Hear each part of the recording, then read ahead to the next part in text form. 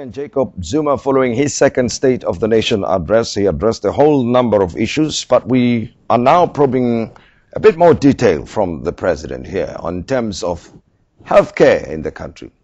There's a lot of talk about the national health insurance that is going to be introduced pretty soon, but it looks like it's hitting some snags. How quickly do you think it's going to be introduced, and what's happening on that front? Well, certainly this is an issue I've been working on. It's very important that we establish that, and I think we have done a lot of work. The reason why it is important is because the poor people are at the receiving end at the end, because it depends how much the means you have to get medical attention. If you are poor, you could die. You know, there are cases, Tim, where doctors diagnose a sickness from a person and they believe and conclude this person needs an operation, but the person doesn't have the money for operation. And at the end, the person dies when you know this person could be cured. And I don't think the state could just look at that. We need to find a way to create security to poor people in particular. When people talk about the health insurance, they are looking at it from a different angle. Others are looking at it as business.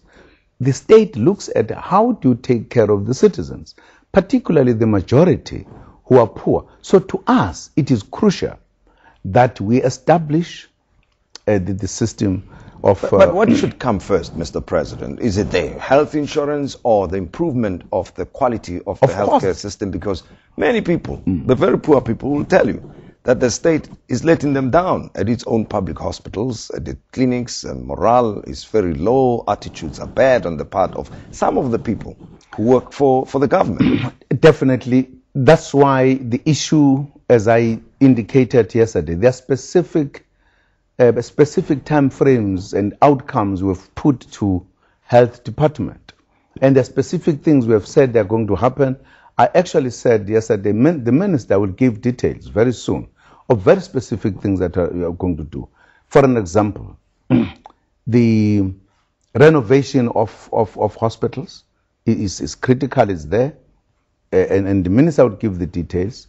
The question of the healthcare, we are going back to the primary health care that is very necessary, so that people don't sit with a lot of ailments only to find that they've got to go to hospitals later. On that issue, we have worked out 10-point plan on the health care to deal with it.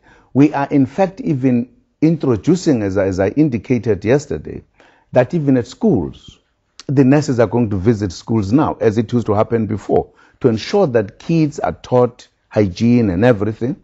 There are many things that we are doing. With that one, there are very concrete plans that we have. It's not like this is what we think we are going to do. They're very specific, and there are timelines we will put on the health. Let's look at education. Very important issue in South Africa. And the last time we spoke, you said teachers must be in class, teaching children, learning 7 hours a day. Is that happening? That, fortunately, even 3 of the unions have agreed that that is correct. I think, again, we have worked on the plans, 10-point plan, on particularly basic education. That is coming.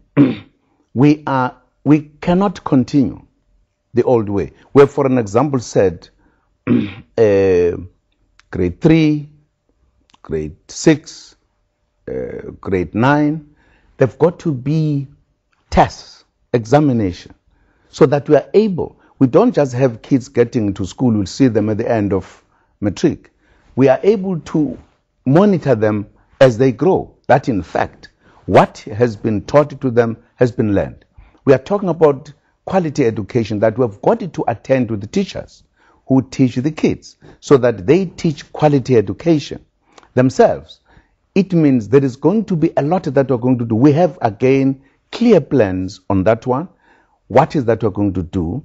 And as I'm saying, we are happy that teacher organizations agree to this, because at the heart of skills development, at the heart of education as a priority, is how education department operates.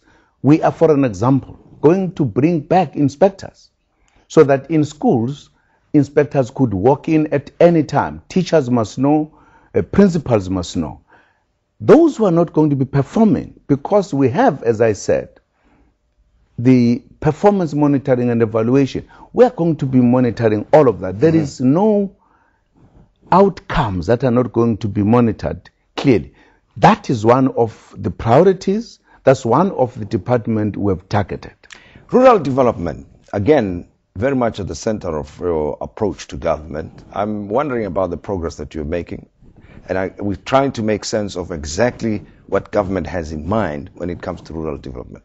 Are there examples of the kind of rural communities we'll see emerging in South Africa under your leadership?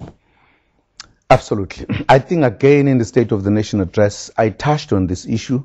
I indicated what we are doing, particularly in Limpopo, the specific areas we have gone to. What that department, for an example, has done has been to put together a number of departments, lead them in specific areas. We even counted how many of the wards that we have actually impacted, and said by 2014 would have impacted to so many in the rural areas. So there is work going on there, team, which to me has been amazing, because that is a new department. One of the things that we've been doing has been to construct it, but at the same time, it has been operating already. We are happy that there is something moving. The rural development is a massive task. It's not a simple task.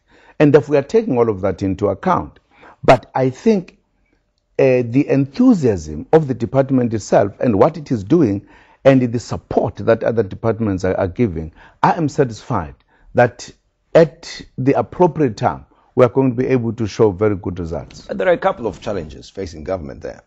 One is that of the ability to be economically viable, those communities, rural communities, on one hand, economic activity. The other is the role of traditional leaders in those areas. Of course, yes. The rural development is actually aimed at bringing about economic activities. So it's a question of what type of economic activities we are bringing. We actually have broad economic activities. I've gone to see Limpopo. I've gone to see projects which are now operating where communities have come together. It does not exclude traditional leaders. I actually met with them, with the community, everybody else. They are part of it.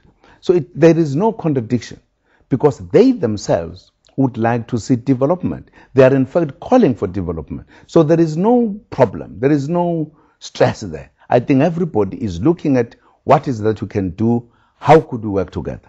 We're talking to President Jacob Zuma here on SABC 1, as well as the public radio service stations of the SABC.